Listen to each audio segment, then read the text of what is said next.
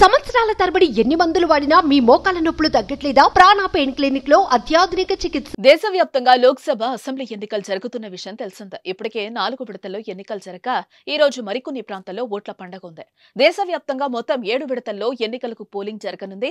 Polling కి 2 రోజుల ముందు నుంచి ఎలాంటి అవాంఛనీయ సంఘటనలు జరగకుండా మద్యం షాపులు, కల్లు దుకాణాలు, బార్లు మూసివేస్తున్నారు. ఇప్పటికే ఎక్కడ ఎన్నికల పోలింగ్ జరిగితే అక్కడ 2 రోజుల ముందు నుంచి మద్యం షాపులను మూసేస్తున్నారు.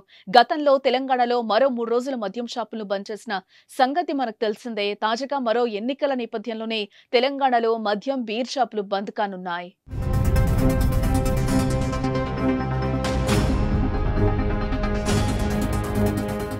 తెలంగాణలో పట్టభద్రుల ఎమ్మెల్సీ ఎన్నికల పోలింగ్ జరగనున్న సంగతి తెలిసిందే. ఈ నెల 27న జరగనున్న ఎమ్మెల్సీ ఎన్నికల పోలింగ్ కు సర్వం సిద్ధమైంది.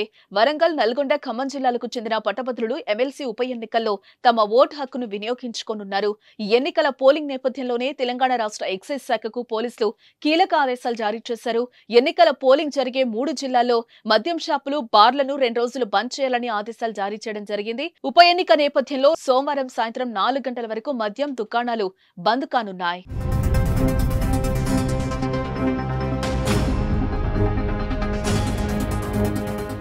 ఇదే సమయంలో ఈ ఎమ్మెల్సీ ఎన్నికను రాష్ట్రంలోని ప్రధాన పార్టీలైన కాంగ్రెస్, బీఆర్ఎస్, బీజేపీ ప్రతిష్టాత్మకంగా తీసుకున్నాయి. అందుకు తగినట్లే ప్రచారం కూడా నిర్వహిస్తున్నారు. ఇక ఈ ఎమ్మెల్యే ఉప ఎన్నిక బరిలో మొత్తం 52 మంది అభ్యర్థులున్నారు. 3 ఉమ్మడి జిల్లాల్లో కలిపి మొత్తం 4,61,806 మంది పట్టభద్రులు ఓటర్లుగా నమోదు చేసుకున్నారు.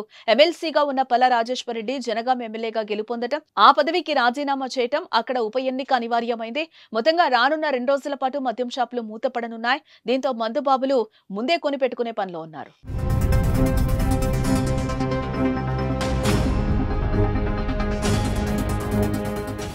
సుమన్ టీవీలో మీ పర్సనల్ అండ్ బిజినెస్ ప్రమోషన్స్ కోసం కింది నెంబర్కి కాంటాక్ట్ చేయండి.